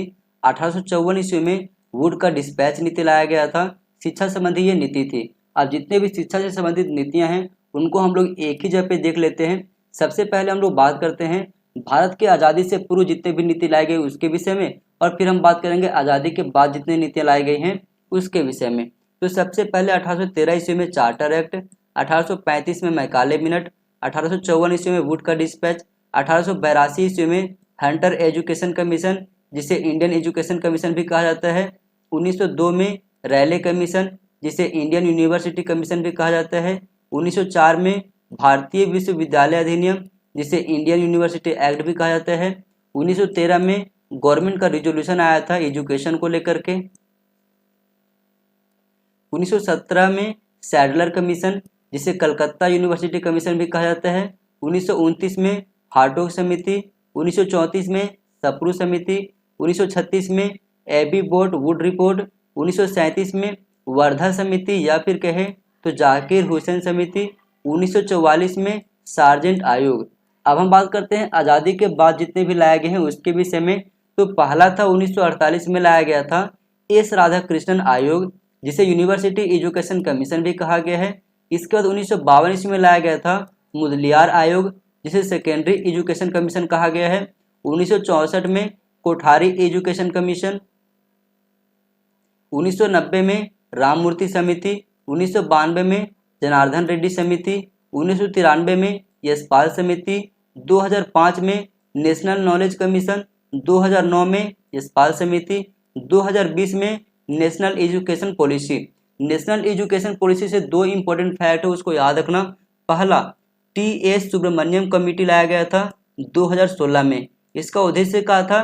Purpose the establishment of a council for excellence in higher education. और दूसरा है के कस्तूरी रंजन समिति, ये 2019 में लाया गया था। ये एक ड्राफ्टिंग कमेटी थी। अब हम आगे बात करते हैं तो 1854 ईस्वी में पोस्ट ऑफिस अधिनियम लाया गया था। 1855 ईस्वी में मद्रास यातना आयोग लाया गया था। 1855-56 में संथाल विद्रोह हुआ था सिद्धू और कान्हू के नेतृत्व में। 1856 ईस्वी में विधवा पुनर्विवाह अधिनियम लाया गया था लॉर्ड कैनिंग के द्वारा। दिसंबर 1856 ईस्वी में रावलपिंडी में महिलाओं के लिए प्रथम विद्यालय की स्थापना भी किया गया था। अब जितने भी विद्यालय और यूनिवर्सिटी हैं उसको हम लोग एक जगह पे देख लेते हैं। तो सबसे पहले 24 जनवरी 1857 ईस्वी को कलकत्ता यूनिवर्सिटी की स्थापना किया गया था। इसके बाद 18 जुलाई 1857 ईस्वी को बॉम्बे यूनिवर्सिटी, 5 सितंबर 1857 ईस्वी को मद्रास यूनिवर्सिटी, 1882 में यूनिवर्सिटी ऑफ पंजाब जो कि पाकिस्तान में है, 1887 ईस्वी में इलाहाबाद यूनिवर्सिटी, 1916 ईस्वी में मैसूर यूनिवर्सिटी, 1916 में ही बीएचयू यूनिवर्सिटी, 1916 में एसएनडीटी यूनिवर्सिटी। एसएनडीटी का पूरा नाम है श्रीमती नाथीबाई दामोदर ठाकर से महिला विश्वविद्यालय। 1917 में पटना यूनिवर्सिटी, 1918 में ओस्मानिया यूनिवर्सिटी, 1920 में रंगून यूनिवर्सिटी, 1921 में लखनऊ यूनिवर्सिटी, 1921 में ढाका यूनिवर्सिटी, 1922 में दिल्ली यूनिवर्सिटी, 1923 में नागपुर यूनिवर्सिटी, 1926 में आंध्रा यूनिवर्सिटी। इसके बाद 1927 ईस्वी में आगरा यूनिवर्सिटी, 1929 में अन्नामलाई यूनिवर्सिटी, 1937 में केरल यूनिवर्सिटी, 1943 में उत्कल यूनिवर्सिटी, 1947 में पंजाब यूनिवर्सिटी। ये पंजाब यूनिवर्सिटी भारत का है। 1947 में राजपुताना यूनिवर्सिटी। ये जितने भी यूनिवर्सिटी हैं सभी को आप लोग याद रखना। और हाँ दोस्तों, यदि वीडियो पसंद आ रही हो तो दोस्तों के साथ एक बार ज़रूर शेयर कर देना, क्योंकि ये मुझे जो है ना बहुत ज़्यादा हेल्प करता है। और हाँ दोस्तों, जिन्होंने चैनल को सब्सक्राइब करके नहीं रखा है चैनल को भी सब्सक्राइब कर लो दोस्तों, ऐसे और महत्वपूर्ण वीडियो प्राप्त करने के लिए। आगे यदि हम बात करें तो 1856 ईस्वी में द्वितीय अफीम युद्ध की शुरुआत हुई थी। 1856 ईस्वी में ही सामान्य सेवा भर्ती अधिनियम लाया गया था। 1857 से लेकर के 1935 ईस्वी के बीच में अधीनस्थ संघ नीति लाया गया था लॉर्ड कैनिंग के द्वारा। इसके बाद जून 1857 ईस्वी में सुल्तानपुर में 1857 का विद्रोह हुआ था। जुलाई 1857 ईस्वी में शागौर में 1857 का विद्रोह हुआ था। 6 दिसंबर 1857 ईस्वी को विद्रोहियों ने कानपुर के बाहर जनरल विंधम को पराजित कर दिया था। और 7 दिसंबर 1857 ईस्वी को तांत्या टोपे जो है बच करके भाग निकलती है अंग्रेजों से। इसके बाद 1858 ईस्वी में झांसी जो है वो ब्रिटिश के अधीन हो गया। 1859 ईस्वी में सिविल दंड प्रक्रिया संहिता लाया गया। 1860 ईस्वी में भारतीय दंड संहिता लाया गया। 1861 ईस्वी में भारतीय परिषद अधिनियम लाया गया। और विधायी हस्तांतरण की जो नीति है उसकी शुरुआत भी जो है 1861 की भारतीय परिषद अधिनियम के तहत कर दी जाती है। इसके बाद 1861 ईस्वी में भारतीय उच्च न्यायालय अधिनियम लाया गया। 1862 ईस्वी में महाराजा अभियोग केस आया। 1862 ईस्वी में ही लंदन इंडियन कमेटी लंदन में पुरुषोत्तम मुदलियार के द्वारा स्थापित किया गया था। 1863 ईस्वी में कलकत्ता एवं हावड़ा स्मोक न्यूसेजेंट एक्ट लाया गया। 1864 ईस्वी में अलीगढ़ साइंटिफिक सोसाइटी की स्थापना किया गया। 1865 ईस्वी में वन अधिनियम लाया गया था। इसमें क्या प्रावधान था? तो वन उपयोगकर्ताओं के प्रचलित अधिकारों के आधार की आवश्यकता को मानते हुए वन संसाधनों पर नियंत्रण बनाए रखने के लिए, जिसके तत्कालिक रूप से आवश्यकता भी थी, उसके लिए राज्य को नाम मात्र रूप से सशक्त बनाया गया था। इसके बाद 1866-67 में कैंपबेल कमीशन लाया गया। इसके बाद 1867 ईस्वी में पॉवर्टी ऑफ इंडिया जो है दादा भाई नौरोजी के द्वारा शुरुआत की जाती है। अब यदि हम आगे बात करें तो 1867 ईस्वी में registration of the press act 11 आता है। 1868 ईस्वी में पंजाब काश्तकारी अधिनियम यानी कि पंजाब टेनेंसी एक्ट लाया गया। 1868 ईस्वी में ही शाही सेना स्वच्छता आयोग की रिपोर्ट लाई गई। 1868 ईस्वी में बिहार साइंटिफिक सोसाइटी की स्थापना किया गया। 1869 से 72 के बीच में लॉर्ड मेयो का कार्यकाल होता है एक वायसराय के रूप में। अब जितने भी वायसराय हैं उनको हम लोग एक ही क्रम में देख लेते हैं। तो सबसे पहले जो पहला वायसराय भारत में बनाया गया था वो था लॉर्ड कैनिंग। इनका कार्यकाल था 1858 से लेकर के 1862 ईस्वी तक। इसके बाद आता है Lord Elgin, Lord John Lawrence, Lord Mayo, Lord Northbrook, Lord Lytton, Lord Ripon, Lord Dufferin, Lord Lansdowne, Lord Elgin द्वितीय, लॉर्ड कर्जन, लॉर्ड मिंटो द्वितीय, लॉर्ड हार्डिंग द्वितीय, लॉर्ड चैम्सफोर्ड, लॉर्ड रीडिंग। इसके बाद Lord Irwin, Lord Willingdon, Lord Linlithgow, Lord Wavell और सबसे अंतिम में 1947 से लेकर के 1948 ईस्वी तक रहा था, उसका नाम है लॉर्ड माउंटबेटन। आगे यदि हम बात करें तो 1871 ईस्वी में बंगाल जिला बोर्ड अधिभार अधिनियम लाया गया था और ग्रामीण बंगाल में स्थानीय स्व सरकार के प्रावधान की दिशा में ये पहला कदम माना जाता है। इसके बाद 1871 ईस्वी में सुरेंद्रनाथ बनर्जी को इंडियन सिविल सर्विस से अयोग्य घोषित किया गया। 1872 ईस्वी में पंजाब में कूका आंदोलन चलाया गया। 1872 ईस्वी में ही संविधान कानून लाया गया था। 1872 ईस्वी में ही मूलवासी विवाह अधिनियम यानी कि नेटिव मैरिज एक्ट लाया गया था। अब जितने भी महत्वपूर्ण मैरिज एक्ट हैं उसे हम लोग एक ही जगह पे देख लेते हैं। तो पहला नेटिव मैरिज एक्ट जो कि 1872 में आया था। इसके बाद 1891 ईस्वी में सम्मति आयु अधिनियम, 1930 ईस्वी में शारदा अधिनियम, 1978 ईस्वी में बाल विवाह प्रतिषेध संशोधन अधिनियम। आगे यदि हम बात करें तो 1873 ईस्वी में सत्यशोधक समाज की स्थापना किया गया था ज्योतिबा फुले के द्वारा। 1873 से लेकर के 1876 ईस्वी के बीच में पावना आंदोलन चलाया गया था और इसका नेतृत्व कर रहे थे ईश्वरी चंद्र राय। आगे यदि हम बात करें तो 1874 ईस्वी में अलेक्जेंडर कनिंघम के द्वारा अशोक के अभिलेखों का प्रकाशन किया गया। 1874 ईस्वी में ही सत्यार्थ प्रकाश की शुरुआत किया गया था स्वामी दयानंद सरस्वती के द्वारा। इसके बाद 1875 ईस्वी में अप्रैल के महीने में आर्य समाज की स्थापना किया गया था बम्बई में। किसके द्वारा किया गया था? तो ये किया गया था स्वामी दयानंद सरस्वती के द्वारा। ध्यान रखना कि बाद के दिनों में 1877 ईस्वी में इसका मुख्यालय को लाहौर लेके जाया जाता है। इसके बाद सितंबर महीने में 1875 ईस्वी को इंडियन लीग की स्थापना किया गया था कलकत्ता में शिशिर कुमार घोष के द्वारा। इसके बाद 1875 ईस्वी में कलकत्ता स्टूडेंट एसोसिएशन आनंद मोहन बोस के द्वारा स्थापित की गई। 1876 ईस्वी में इंडियन एसोसिएशन कलकत्ता में सुरेंद्रनाथ बनर्जी और आनंद मोहन बोस के द्वारा स्थापित किया गया था। 1876 ईस्वी में ही इंडियन सिविल सर्विस के आयु सीमा में कमी किया गया था 21 वर्ष से घटा करके 19 वर्ष। 1876 ईस्वी में नाटकीय प्रस्तुति अधिनियम लाया गया था। इसके बाद जो है राजकीय उपाधि अधिनियम लाया गया। इसके बाद Indian association for the cultivation of science Mahendralal सरकार के द्वारा स्थापित किया गया था। इसके बाद 1877 ईस्वी में दिल्ली दरबार का आयोजन किया गया था। 1877 ईस्वी में ही विशिष्ट राहत अधिनियम लाया गया और 1878 ईस्वी में वर्नाकुलर प्रेस एक्ट लाया गया था। इसके बाद 1878 ईस्वी में ही आर्म्स एक्ट लाया गया था। 1878 से लेकर के 1880 ईस्वी के बीच में द्वितीय अफगान युद्ध शुरू हो जाता है। इसके बाद 1878 ईस्वी में ही एक वन अधिनियम लाया गया था। 1878 ईस्वी में अकाल आयोग लाया गया था जो कि रिचर्ड स्ट्रेची इसके नेतृत्व कर रहे थे।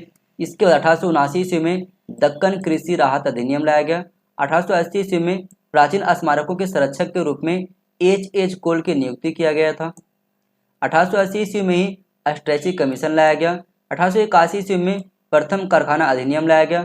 1881 ईस्वी में ही विजय लक्ष्मी केस की शुरुआत होती है।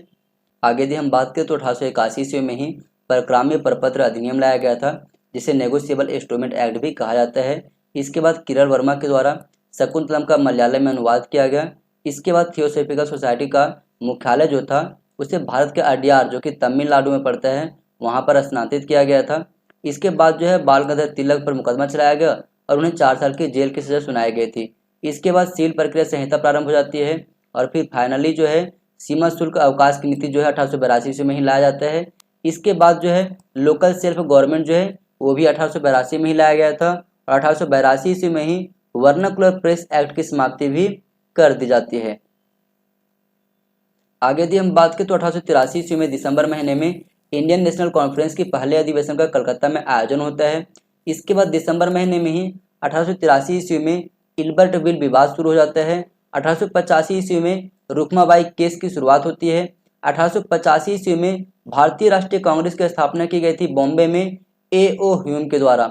अब जितने भी भारतीय राष्ट्रीय कांग्रेस के अधिवेशन हुए हैं उन सभी को हम लोग एक ही क्रम में सारे देख लेते हैं। अब तो सबसे पहले 28 दिसंबर 1885 ईस्वी को बॉम्बे में आयोजित किया गया था और इसकी अध्यक्षता कर रहे थे W.C. बनर्जी।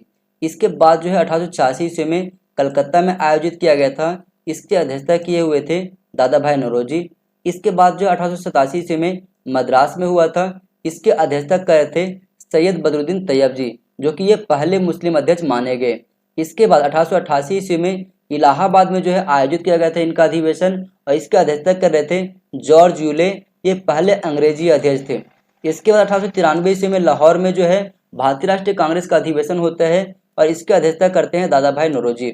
इसके बाद 1894 ईस्वी में मद्रास में अधिवेशन होता है, इसकी अध्यक्षता करते हैं अल्फ्रेड वेब। इसके बाद 1895 ईस्वी में पूना में अधिवेशन होता है, इसका अध्यक्षता करते हैं सुरेंद्रनाथ बनर्जी। इसके बाद 1896 ईस्वी में कलकत्ता में होता है, इसकी अध्यक्षता करते हैं रहीम तुला सयानी। 1901 में कलकत्ता में होता है, इसके करते हैं दिनसा ई वाचा। 1905 में बनारस में होता है, इसकी अध्यक्षता करते हैं गोपाल कृष्ण गोखले। 1906 में कलकत्ता में होता है, इसकी अध्यक्षता करते हैं दादा भाई नौरोजी। 1907 में सूरत में होता है, इसका अध्यक्षता करते हैं रास बिहारी घोष। 1908 में मद्रास में होता है, इसकी अध्यक्षता करते हैं रास बिहारी घोष। 1909 में लाहौर में होता है, इसकी अध्यक्षता करते हैं मदन मोहन मालवीय। 1911 में कलकत्ता में होता है, इसकी अध्यक्षता करते हैं B.N. धर। इसके बाद 1915 ईस्वी में बॉम्बे में हुआ था अधिवेशन, इसकी अध्यक्षता कर रहे थे सर S.P. सिन्हा। इसके बाद 1916 ईस्वी में लखनऊ में हुआ था, इसकी अध्यक्षता कर रहे थे A.C. मजमुदार। 1917 में कलकत्ता में हुआ था, इसकी अध्यक्षता कर रहे थे एनी बेसेंट और कांग्रेस की पहली महिला अध्यक्ष माने जाते हैं। 1918 ईस्वी में एक विशेष सत्र आयोजित किया गया था बॉम्बे में और इसका अध्यक्षता कर रहे थे सैयद हसन इमाम। 1918 ईस्वी में दिल्ली में अध्यक्षता किया गया था मदन मोहन मालवीय के द्वारा। 1919 में अमृतसर में अध्यक्षता किया गया था मोतीलाल नेहरू के द्वारा। 1920 में एक विशेष सत्र आयोजित किया गया था कांग्रेस का, ये कलकत्ता में आयोजित हुई थी और इसके अध्यक्षता कर रहे थे लाला लाजपत राय।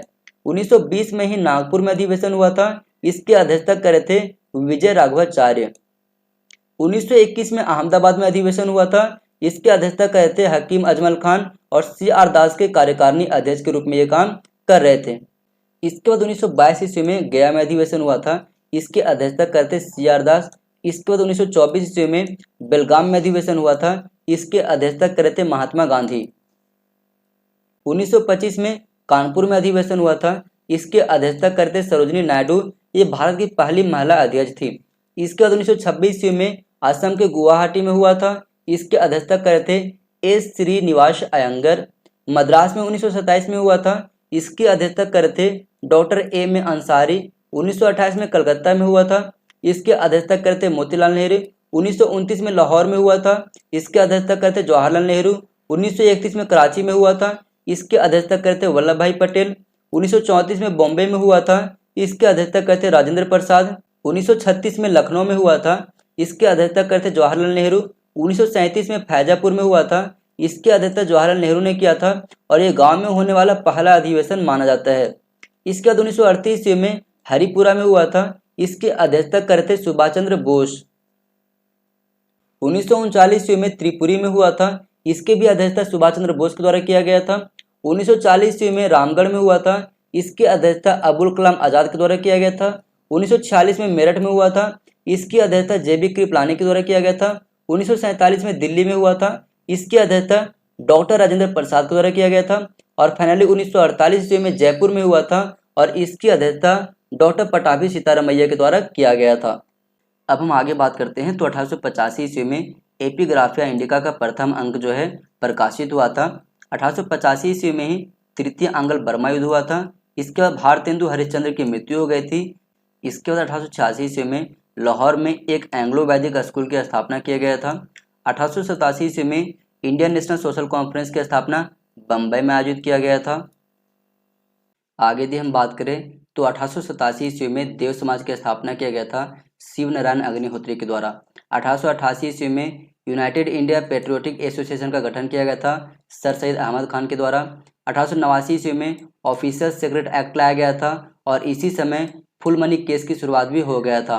इसके बाद 1891 ईस्वी में द्वितीय भारतीय फैक्ट्री अधिनियम लॉर्ड लैंसडाउन के द्वारा लाया गया था। अब इनसे जुड़े जितने भी महत्वपूर्ण फैक्ट है उसको हम लोग एक ही जगह पर देख लेते हैं। तो इसमें कहा गया था सभी श्रमिकों को साप्ताहिक अवकाश प्रदान किया जाएगा।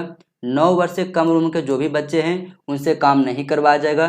9 वर्ष से 14 वर्ष तक के जो बच्चे हैं उनसे केवल 7 घंटा काम करवाया जाएगा। महिला और शिशु श्रमिकों को रात में 8 बजे से लेकर के सुबह 5 बजे तक काम नहीं करवाया जाएगा। महिला श्रमिकों से केवल 11 घंटा काम करवाया जाएगा। तो ये कुछ महत्वपूर्ण फैक्ट हैं जो कि द्वितीय भारतीय फैक्ट्री अधिनियम से जुड़ी हुई है। यदि हम आगे बात करें तो 1891 ईस्वी में समति आयु अधिनियम लाया गया। इसी समय CV रमन पिल्लई द्वारा मलयालम उपन्यास मार्तंड वर्मा का लेखन शुरू किया गया। 1892 ईस्वी में भारत परिषद अधिनियम लाया गया। 1893 ईस्वी में डूरंड आयोग का गठन किया गया था। 1893 ईस्वी में ही बाल गंगाधर तिलक के द्वारा गणपति महोत्सव की शुरुआत किया गया था। 1894 ईस्वी में बंकिम चंद्र चटर्जी की मृत्यु हो गई थी। 1895 ईस्वी में बाल गंगाधर तिलक के द्वारा शिवाजी महोत्सव की शुरुआत किया गया था। 1895 ईस्वी में ही बिरसा मुंडा के द्वारा मुंडा विद्रोह की शुरुआत की गई थी।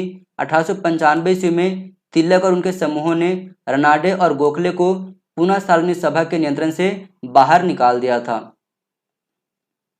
इसके बाद जो है 1895 ईस्वी में इंडियन नेशनल सोशल कॉन्फ्रेंस और इंडियन नेशनल कांग्रेस द्वारा अपना अपना अधिवेशन को जो है अलग कर लिया गया था।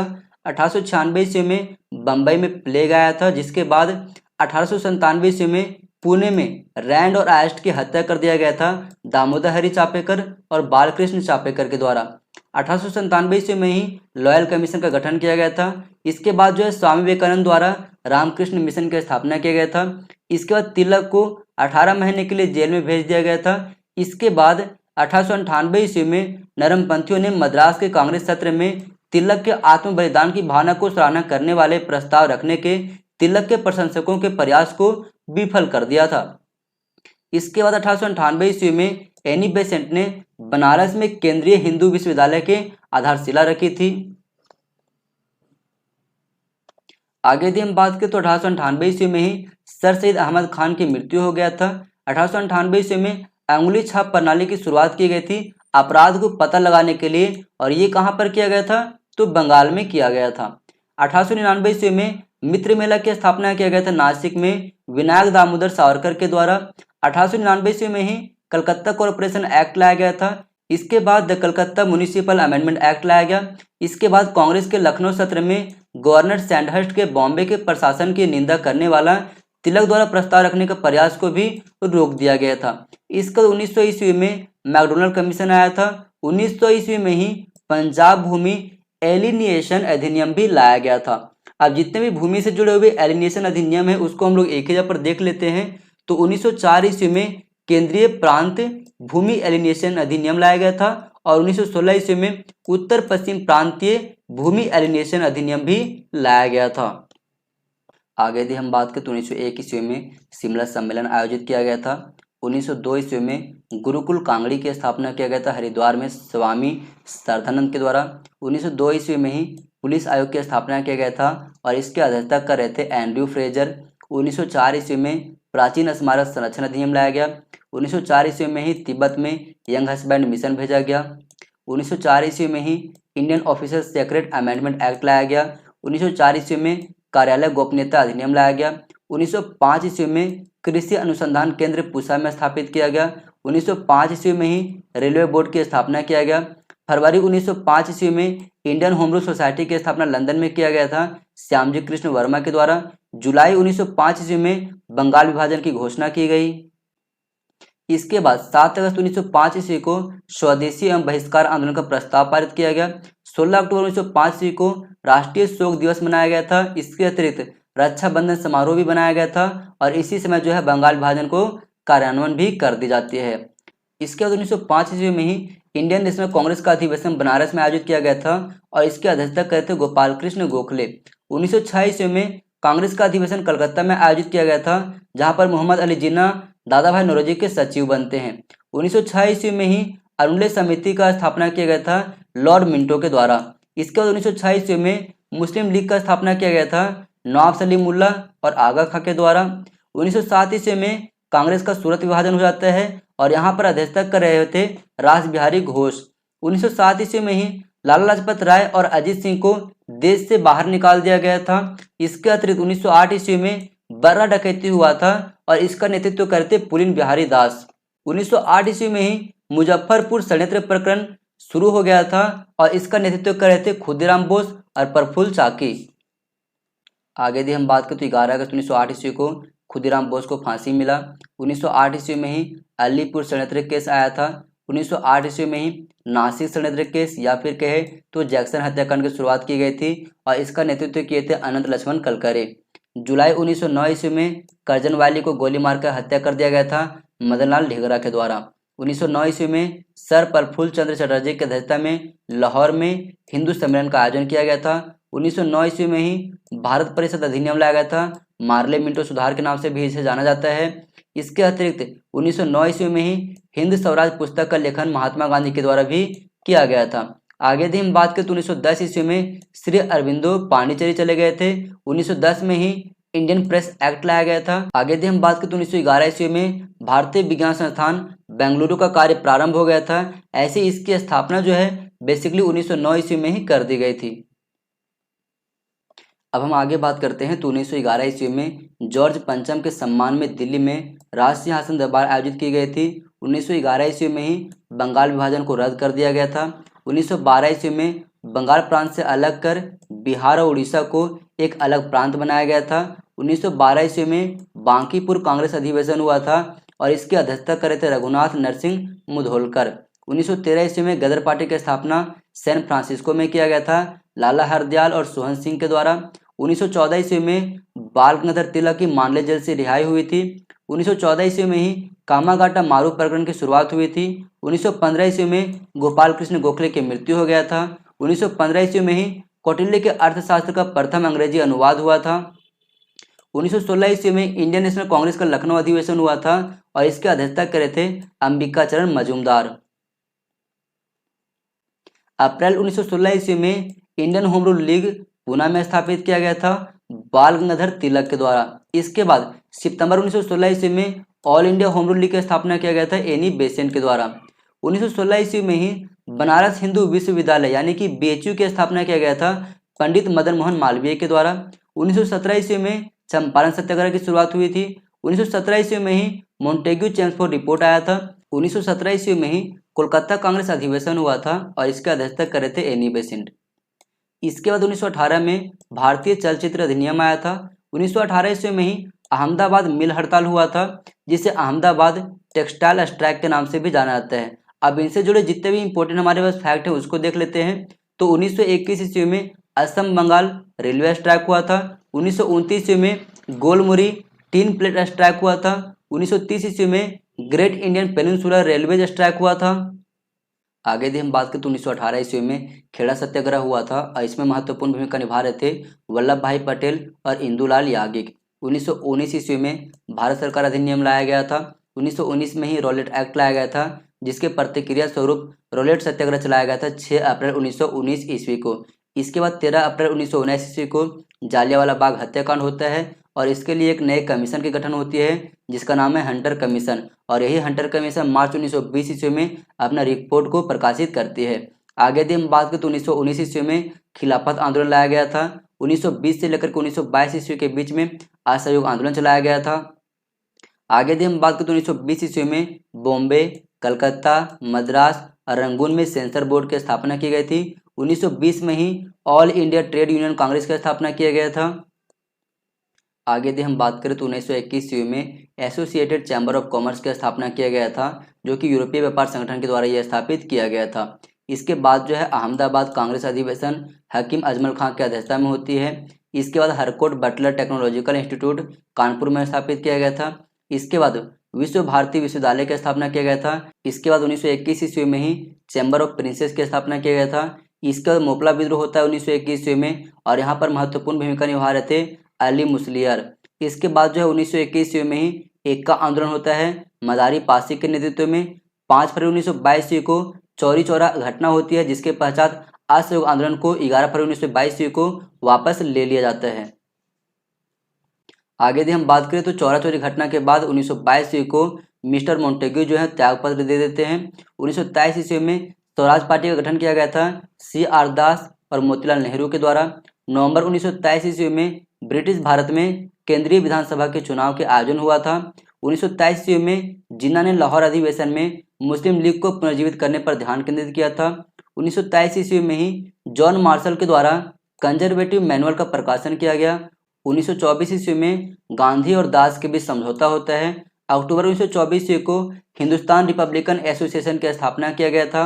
1924 ईस्वी में ही कानपुर षड्यंत्र प्रकरण की शुरुआत होती है।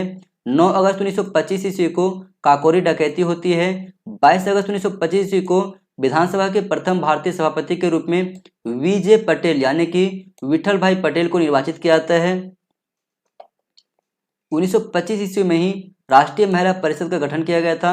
1925 में ही ईसाई धर्मांतरण के लिए उत्तराधिकार का एक्ट 31 लाया गया था। इसके बाद 1926 ईस्वी में श्रमिक संघ अधिनियम यानी कि ट्रेड यूनियन एक्ट पारित हुआ था। इसके बाद 23 दिसंबर 1926 ईस्वी को स्वामी सदानंद की हत्या हो गई थी।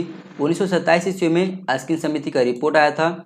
इसके बाद अखिल भारतीय महिला सम्मेलन पुणे में आयोजित किया गया था मार्गरेट कजिन्स के द्वारा। इसके बाद सेंसर बोर्ड की स्थापना किया गया था लाहौर में। इसके बाद federation of Indian chambers of commerce and industry यानी कि फिक्की की स्थापना किया गया था 1927 ईस्वी में। इसके बाद 1927 ईस्वी में ही साइमन कमीशन आता है भारत, और 1928 ईस्वी में नेहरू रिपोर्ट जो है प्रकाशित की जाती है। आगे यदि हम बात करें तो 1928 ईस्वी में भारतीय स्वतंत्रता लीग की स्थापना किया गया था पंडित जवाहरलाल नेहरू और सुभाष चंद्र बोस के द्वारा। 1928 ईस्वी में ही इंडियन नेशनल कांग्रेस का कलकत्ता अधिवेशन हुआ था और इसका नेतृत्व कर रहे थे मोतीलाल नेहरू। 1928 ईस्वी में ही हिंदुस्तान सोशलिस्ट रिपब्लिकन एसोसिएशन की स्थापना किया गया था चंद्रशेखर आजाद और भगत सिंह के द्वारा। दिसंबर 1928 ईस्वी में सैंडर्स की हत्या कर दी गई थी भगत सिंह, राजगुरु और चंद्रशेखर आजाद के द्वारा।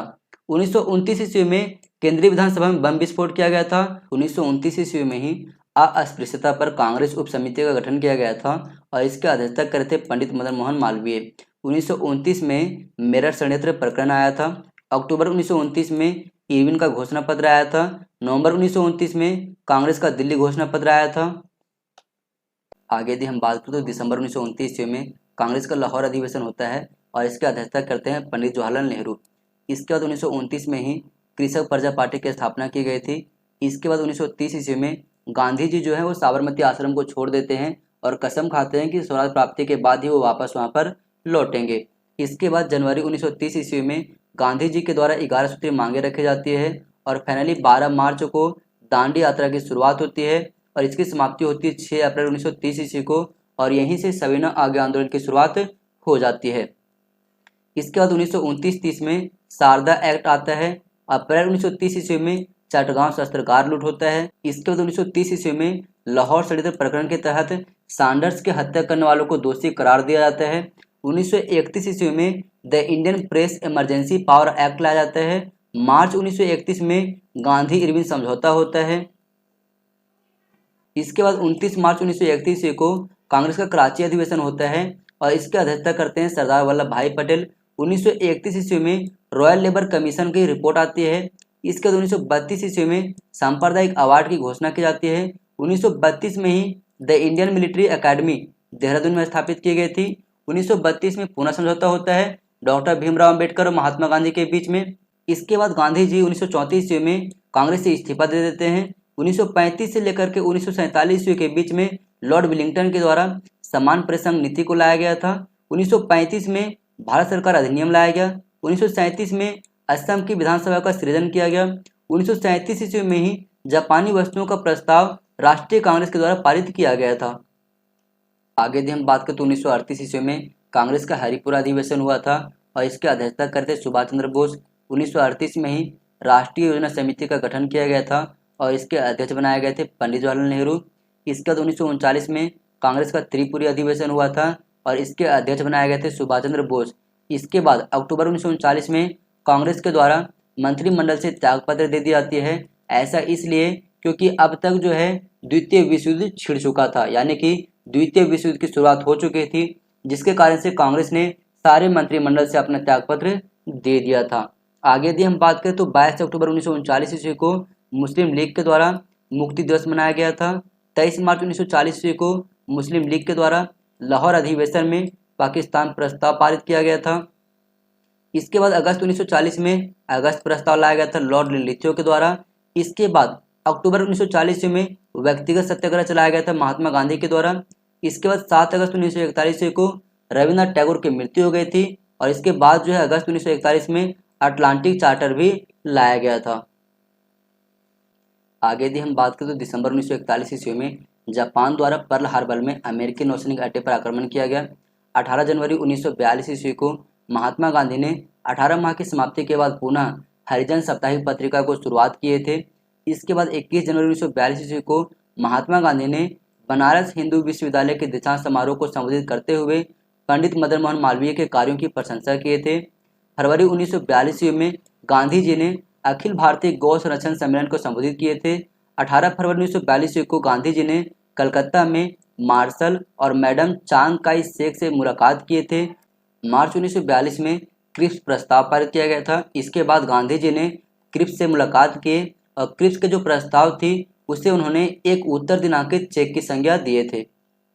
आगे यदि हम बात करें तो 8 अगस्त 1942 ईस्वी में भारत छोड़ो आंदोलन या फिर कहे तो अगस्त क्रांति की शुरुआत की गई थी।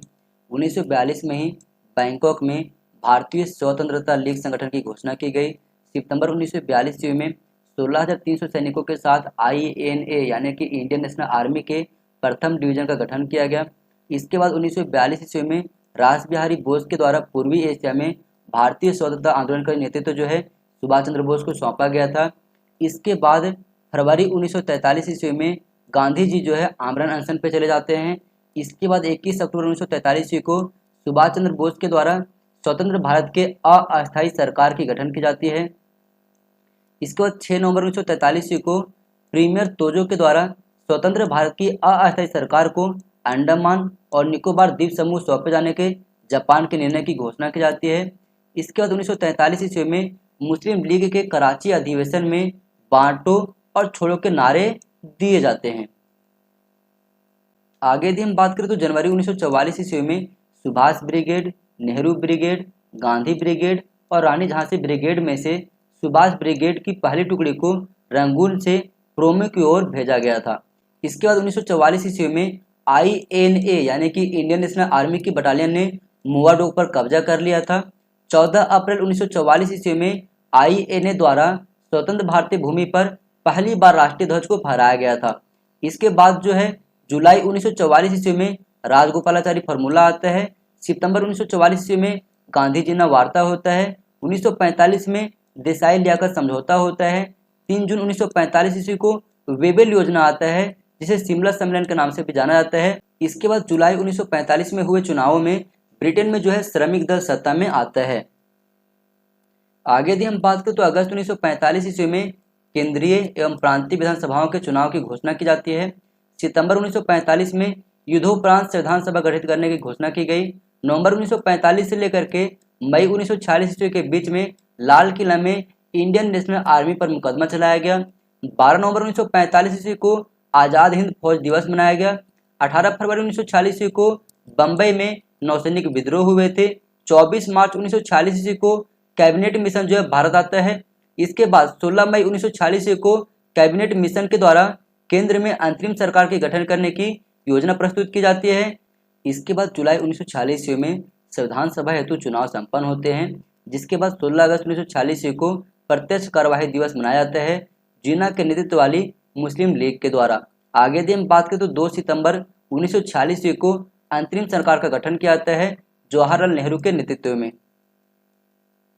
इसके बाद 9 दिसंबर 1946 ईस्वी को संविधान सभा के सत्रों की शुरुआत की जाती है, या फिर कहे तो संविधान सभा की पहली बैठक जो है वो 9 दिसंबर 1946 को होती है। इसके बाद फरवरी 1947 ईस्वी में क्लीमेंट एटली का घोषणा आता है, जिसके पश्चात जून 1947 में माउंटबेटन योजना प्रस्तुत की जाती है और 15 जुलाई 1947 ईस्वी में हाउस ऑफ कॉमन्स के द्वारा भारतीय स्वतंत्रता अधिनियम पारित किया जाता है और 16 जुलाई 1947 ईस्वी को हाउस ऑफ लॉर्ड्स के द्वारा भारतीय स्वतंत्रता अधिनियम को पारित किया जाता है और 18 जुलाई 1947 ईस्वी को भारतीय स्वतंत्रता अधिनियम को शाही सहमति भी मिल जाती है, जिसके पश्चात 11 अगस्त 1947 ईस्वी को पाकिस्तान संविधान सभा के अध्यक्ष के रूप में जिन्ना को निर्वाचित किया जाता है और 15 अगस्त 1947 ईस्वी को भारत जो है स्वतंत्र हो जाता है और फाइनली 24 जनवरी 1950 ईस्वी को अंतरिम सरकार की अंतरिम बैठक भी होती है। आगे यदि हम बात करें तो आज़ादी के बाद 15 दिसंबर 1952 ईस्वी को पृथक आंध्र प्रदेश बनाने की मांग करते हुए भूख हड़ताल करने वाले एक नेता थे जिनका नाम था पट्टी श्रीरामुलु। उनकी मृत्यु हो जाती है, जिसके बाद 1953 ईस्वी में प्रधानमंत्री नेहरू के द्वारा राज्य पुनर्गठन आयोग की स्थापना की गई। राज्य पुनर्गठन आयोग को फजल अली आयोग के नाम से भी जाना जाता है। इनमें 3 व्यक्ति थे जिनमें नाम था, एक का फजल अली जिन्होंने इसकी अध्यक्षता किए थे। इसके अतिरिक्त 2 और थे जिनमें नाम आता है KM पनिक्कर का और हृदयनाथ कुंजरू का। इसके बाद अक्टूबर 1953 ईस्वी में पृथक राज्य आंध्र प्रदेश का गठन किया गया। इसके बाद जो है 1956 ईस्वी में राज्य पुनर्गठन अधिनियम भी लाया गया था। आगे यदि हम बात करें तो जनवरी 1956 ईस्वी में बीमा कंपनी का राष्ट्रीयकरण किया गया। जून 1956 ईस्वी में हिंदू उत्तराधिकार अधिनियम लाया गया। 1956 ईस्वी में ही SR राव के द्वारा लोथल में उत्खनन कार्य किया गया था। 1958 ईस्वी में वजन की मैट्रिक्स प्रणाली की शुरुआत किया गया था। इसके बाद 1959 ईस्वी में अमेरिका के राष्ट्रपति ड्वाइट डी एइज़नहावर का नई दिल्ली में आगमन होता है। इसके बाद 1960 ईस्वी में बीबी लाल और BK थापर के द्वारा कालीबंगा में उत्खनन कार्य किया जाता है। 1961 ईस्वी में अफ्रीकी एशियाई सम्मेलन की नई दिल्ली में बैठक होती है। आगे यदि हम बात करें तो जुलाई 1963 ईस्वी में परमाणु अप्रसार संधि किया गया था अमेरिका और रूस के बीच में। इसके अतिरिक्त अगर हम बात करें तो 1990 ईस्वी में RS बिष्ट के द्वारा धौलावीरा में उत्खनन कार्य प्रारंभ किया गया था। 1991 ईस्वी में देहरादून में वन अनुसंधान संस्थान और एक कॉलेज की स्थापना भी की गई थी। 1994 ईस्वी में दक्षिण अफ्रीका में पहली बार लोकतांत्रिक चुनाव आयोजित किए गए थे। तो दोस्तों ये वीडियो कैसी लगी आप लोग कमेंट सेक्शन में ज़रूर बताना और एक बार अपने फ्रेंड के साथ ये वीडियो को ज़रूर शेयर करना।